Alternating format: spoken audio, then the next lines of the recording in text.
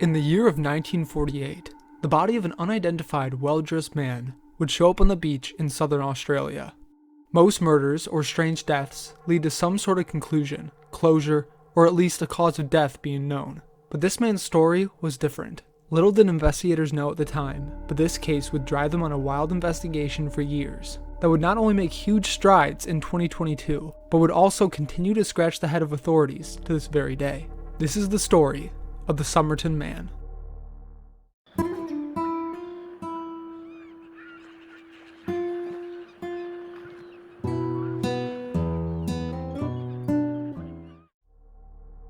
Before I begin with the video, a quick warning. This story contains graphic information on a real investigation that some viewers may find disturbing, so viewer discretion is advised.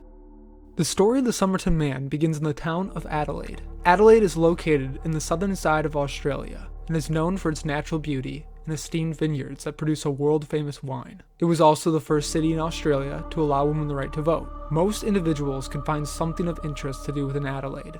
Despite these positive aspects, on the day of December 1st, 1948, a horrifying discovery would change the attitudes around town for a while to come. At 6:30 a.m. of that day, police were called to the Somerton Park beach with reports of a body. Once authorities arrived, they discovered the body of a man. He was well dressed and was sitting upright with his back against the seawall. From a first glance, there was no clear signs of how this individual died. No visible wounds or evidence of foul play. With the man in a relatively comfortable position, police wondered if the man had simply died in his sleep. Police began to investigate anyone who had been around the beach that morning to try to make sense of how this unidentified man got here. This led investigators to a couple who had been on the beach the evening prior.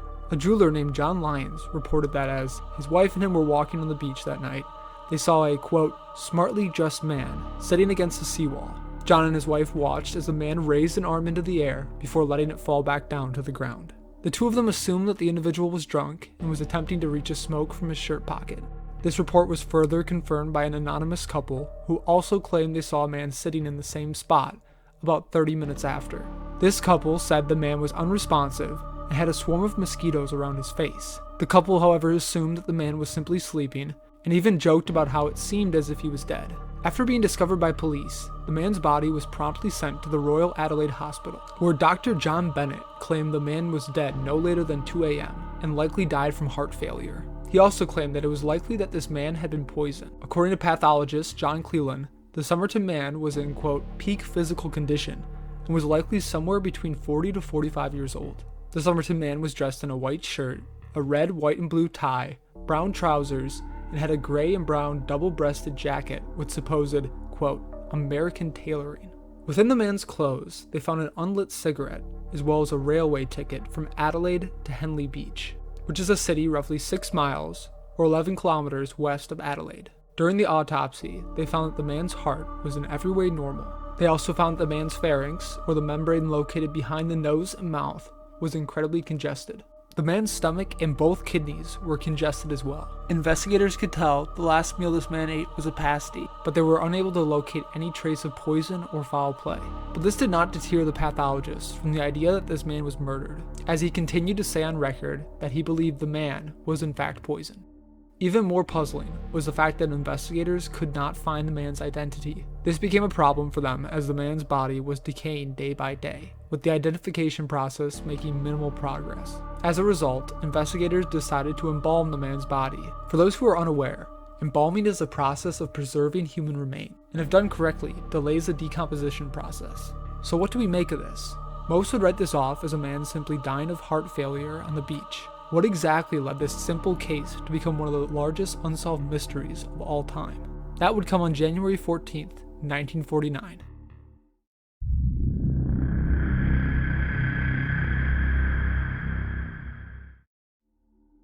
Employees at the Adelaide railway system made a crucial and chilling discovery on that day. A brown suitcase with its label removed was discovered in the station's cloakroom. Within the suitcase was a red checkered dressing gown, 4 pairs of underpants, shaving items, a light brown pair of trousers with sand in the cuffs, and more day-to-day items. But one item in particular caught the attention of investigators. A thread card of Barber brand orange wax thread was discovered within the suitcase. Most wouldn't bat an eye at this discovery, but the thread was not available in Australia at the time. On top of this, the thread matched the thread used to repair the Somerton Man's trousers. It was also discovered that this suitcase had been checked into the Adelaide railway system at 11 a.m. November 30th, the same day the man died on the beach. Most of the clothing items within the suitcase had any identifying tags removed, but on 3 of the items was the name, quote, T. Keene. But investigators soon ruled this out as the Somerton Man's identity, as they were likely previously used clothes from a different individual, as there was no missing persons reports of individuals under that name. Investigators were able to determine that the suitcase was manufactured in the United States due to its design. After going through the train records of the station, it was determined that the Somerton Man arrived in Adelaide sometime during the night prior to his death. They speculated that the man then purchased a train ticket to Henley Beach, but for some unknown reason, he decided not to board the train. It was then theorized that for some reason, the man decided to take a bus to Glenelg, a beachside suburb town near where he was found dead. So after the discovery of the suitcase, investigators had made some strides, albeit small, towards solving the case. But for some time, the case sat cold. Cedric Hicks, a professor of physiology and pharmacology, caught wind of the case and said that there were 2 poisons he could realistically see being the tool of the Somerton Man's demise. The names of these drugs would not be released as public knowledge until 1980. The 2 drugs he named were Albain and Digitalis. However, Professor Hicks went on record and stated that the fact that the Somerton Man did not vomit prior to his demise left his testimony a bit shaky. He stated that he believed it was possible that someone moved the Somerton Man into position on the beach prior to his death. But what about the eyewitness then? They both claimed to have seen a well-dressed individual on the beach that night, and one couple even claimed they saw him move. Needless to say, investigators were pretty clueless at this point, and they were fairly certain that the Somerton Man's case would remain one of the strangest unsolved mysteries in Australia. However, around June 18th of that year, investigators would discover a rolled up piece of paper within the dead man's sewn fob pocket. This discovery would lead investigators on their next step in this case. The words "Tamam Shud" were written upon the paper. Initially, investigators had no idea what the words meant, but upon checking with the local public library officials, it was found that the words meant ended or finished, and were found on the last page of the Rubaiyat Omar Khayyam, which is a translated book of the 12th century Persian poet Omar Khayyam. The poems within deal with topics of life and death, and contains themes such as living your life to the fullest with no regrets in the end. This was a huge find for investigators, because they could tell the words were ripped from a page. All they had to do was locate it to continue the process. To do this, they released a photo of the paper to the press, and after some time, they got a hit. Police were contacted sometime later by an anonymous individual under the pseudonym of Ronald Francis. Now, how Ronald actually came in contact with the book differs by account. Some claim he found the book while walking on the beach. Others claim he found it in an unlocked car. Not sure why he would have just grabbed it out of a parked car, but that's what some say. Others state that the book was found a week or 2 before the discovery of the Somerton Man. Either way, we won't know for sure, since the identity of Ronald Francis has never been released to the public. Investigators were able to confirm through microscopic testing that this paper was in fact ripped from the book. In the back of the book, investigators made a shocking discovery. On the last page of the book were 5 lines of capital letters. At first glance, the letters seemed to be random, and investigators believed that the writing was a foreign language, but it was soon agreed upon to be a code. It would be 70 years until anyone was able to make sense of this code.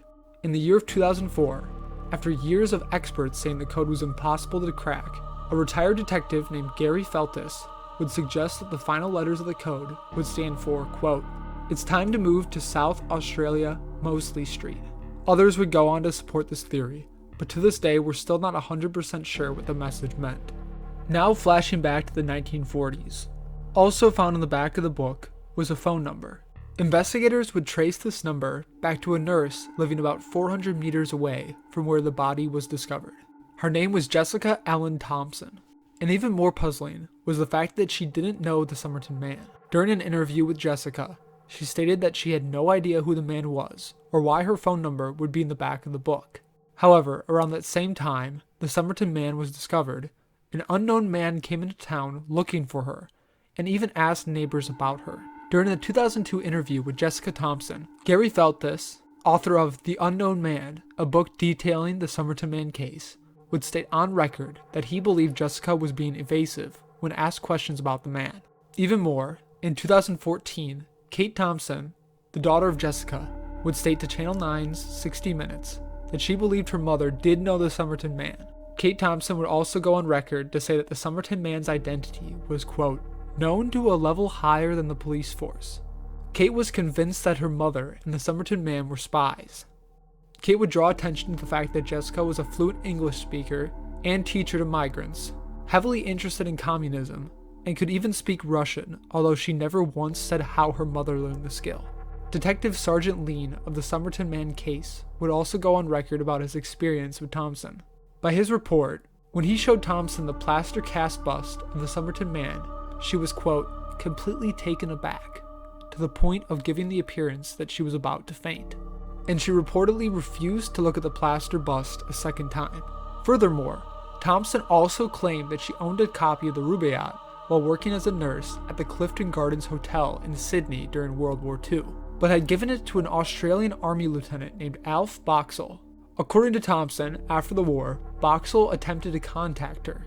Supposedly the two had been romantically involved, or Boxall had been interested in her, but at this point, Thompson sent a letter back to him explaining that she was married and was no longer interested. This led many to believe that Alf Boxall was the Somerton Man, but in July of 1949, Boxall was found very much alive in Sydney, and even more confusingly, he was found with a copy of the Rubaiyat that contained the words Tamam Shud on the last pages, leaving this investigation at a dead end. Over the next few years, several possible identifications would be made for the Somerton Man. All of these, however, would fall flat, as sources would change their mind about the identifications or outright be proven as false.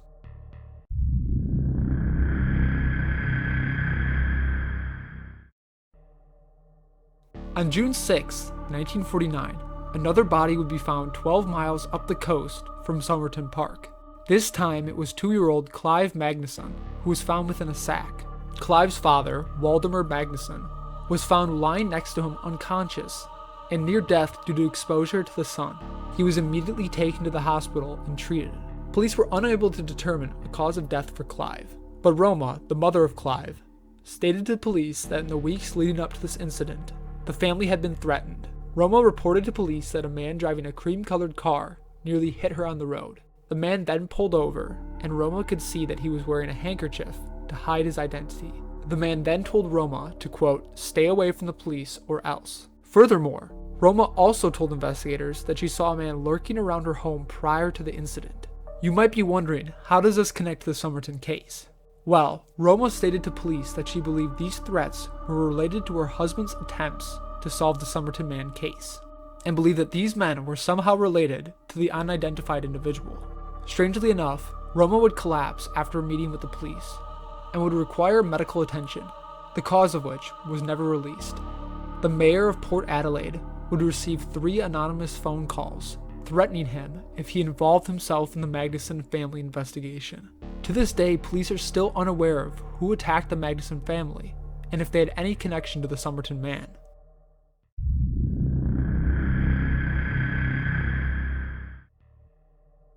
There was also a theory about the Somerton Man that persisted for quite some time, and some still believe to this day. This was the idea that the Somerton Man was actually a spy. According to those who believe this theory, there are 2 big reasons on why the location of the Somerton Man's body alludes to this idea. First of all, Somerton Park is not far from the Radium Hill uranium mine. I'm sure it's common knowledge to a lot of you, but the atomic bombs dropped on Hiroshima and Nagasaki made international interest of uranium at an all-time high. It's possible that the Somerton Man, given his items that alluded to a foreign individual, was sent to this location to do some espionage on another mine. Another notable location near the Somerton Man's body was the Woomera Test Range, which was a major Australian aerospace facility and was a prime place to test the upcoming military weaponry for the Australian Army. Another spy theory brings us back to Alf Boxall, the Australian Army lieutenant who was supposedly romantically involved with Jessica Thompson. During a 1987 television interview with Boxall, he was asked about his involvement in the Australian military's intelligence unit. Boxall would go on to dance around the idea and brush it off as a, quote, melodramatic thesis. Because you see what I'm getting at, there is a theory, isn't there, about this whole affair, that the man on the beach was a spy. of some kind. It's a lot of melodramatic places, isn't it? Some believe it's possible that Alf Boxall had something to do with the Somerton Man's death, and that it involved espionage for the Australian military.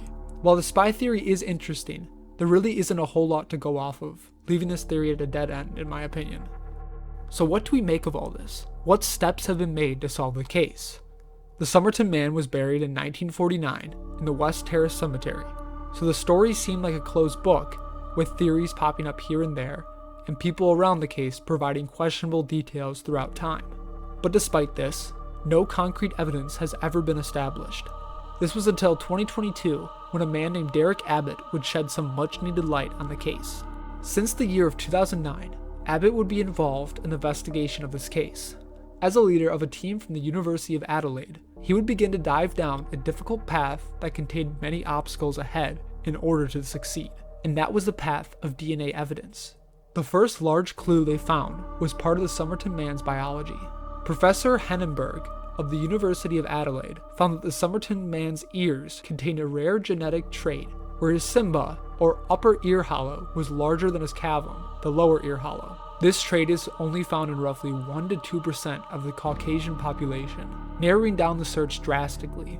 Furthermore, Abbott began to get in contact with dental experts who confirmed the Somerton Man had a rare genetic disorder of lateral incisors, which is only present in 2% of the world population. After this finding, Abbott obtained a photo of Jessica Thompson's eldest son, who also had the same 2 genetic features of the Somerton Man. It's estimated that the chances of this being a simple coincidence and the 2 not being genetically related was somewhere between 1 and 15 million. Abbott and the team were nearly positive that they had found their match, but as quickly as the happiness came, it was soon taken away. Unfortunately for Abbott, DNA testing of Robin Thompson's bloodline led back to the husband of Jessica Thompson, who had not died in 1948. So yet again, another promising discovery turned meaningless. This did not deter Abbott, and although it took many years, he was eventually able to piece his idea of the puzzle together. Through many legal obstacles, Abbott was able to come into the possession of 3 hairs from the Somerton Man's body. The hairs were, quote, at the right stage for extracting DNA, and on the 26th of July 2022, Abbott announced that he and his team had discovered the identity of the Somerton Man. Through genetic testing, and while the exact methods aren't very clear, they discovered him to be a man named Carl Webb, an electrical engineer and instrument maker from Melbourne, Australia. Carl Webb was the youngest of 6 children, and at a young age he worked at his family's bakery. This would be until the bakery shut down, and Webb found a new occupation as an instrument maker. In 1941, he married Dorothy Robertson, and the 2 moved into a flat together in the suburbs of Melbourne. According to sources, the marriage was not peaceful, and the 2 fought often. Dorothy saw Carl as a solitary and unsocial man with little friends, and coincidentally enough, Carl was a huge fan of poetry, which he spent a lot of his free time reading. This finding lines up closely with the discovery of the Rubaiyat book. According to Dorothy, Carl enjoyed poetry with topics of death the most, and she even described it as his, quote, greatest desire. Carl's behavior turned more irrational over the years, but Dorothy is the only witness to these claims. Dorothy would eventually flee from her husband in 1946 due to years of verbal and physical abuse. After this, Dorothy never heard from Carl again, and no reports confirm what happened to him after this. Abbott and his team believe that Carl's life spiraled out of control after Dorothy left. But how Carl ended up on the beach that day is still unknown. No living relatives of Carl ever met the man, so it's unlikely that we'll ever hear of how this individual's life played out. But some don't believe that Carl Webb is the Somerton Man. Years of theories involving Soviet spies, espionage, murders, cover-ups, and it all leads back to a rather mundane electrical engineer. On top of this, police have never confirmed this finding by Abbott, and as it stands, the case is not solved as far as police records go. Police have confirmed that they've recently looked into the Somerton Man's case, but are, quote, not ready to release any details regarding the investigation. So only time will tell how Abbott's findings hold up. And even if Abbott's findings are true, we still don't know how the man died, and why he ended up on the beach that day. Odds are we will likely never know. For now, Most of us are left to sit and wait to hear more details about the case. It's fascinating to me that a case can go through so many twists and turns and sprawl over nearly 80 years. This case still confuses the mind of investigators to this very day, and it seems that every year we are drawing closer to an official conclusion. Now all there is to ask is, what do you think of the Somerton Man mystery? Thank you for watching. If you enjoyed this video, consider subscribing and checking out one of my other videos. I cover all sorts of unsolved mysteries and true crime cases. Have a great day. Goodbye.